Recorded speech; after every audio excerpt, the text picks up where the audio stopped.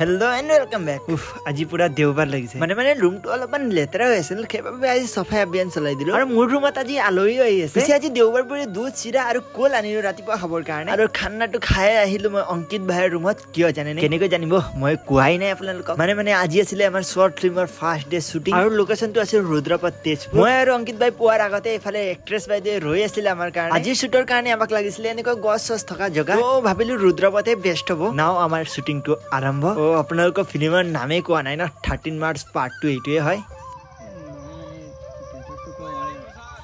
পিছে এক্টিংটো মোৰ ইমান ভাল নাই দেই, তথাপিও ট্ৰাই কৰিলো অলপমান। শ্বুটটো ইয়াতে শেষ হোৱা নাই, আজিতো ডে 1 আৰু বহুত দিন আছে শ্বুট কৰিবলৈ। এতিয়া ৰুদ্ৰপদৰ শ্বুটটো শেষ কৰি পেলাই আমি যাওঁ ৰুমত, কাৰণ ৰুমতো শ্বুট আছে। আৰু ৰুদ্ৰপদৰ পৰা ওলাইছিলোহে, বাইকৰ তেলটোৱে শেষ হ'ল। মই অলপমান ট্ৰাই কৰিবলৈ ধৰিলো ষ্টাৰ্ট হয় নেকি বুলি, কিন্তু ষ্টাৰ্টে হোৱা নাই। পিছত খুচিয়ে তেলটো আনি পেলাই আমি ভৰাই পেলাই আকৌ ৰুমত গলো। আৰু এওঁক ইন্ট্ৰডিউচ কৰোৱা নাই, আমাৰ নতুন এক্ট্ৰেছ মিছ প্ৰিয়া। আৰু এটা শ্বুটৰ কাৰণে আমাক লাগিছিলে এটা ঘৰ, আৰু সেই শ্বুটটো কৰিলো আমাৰ ৰুমৰ মালিকৰ ঘৰতে।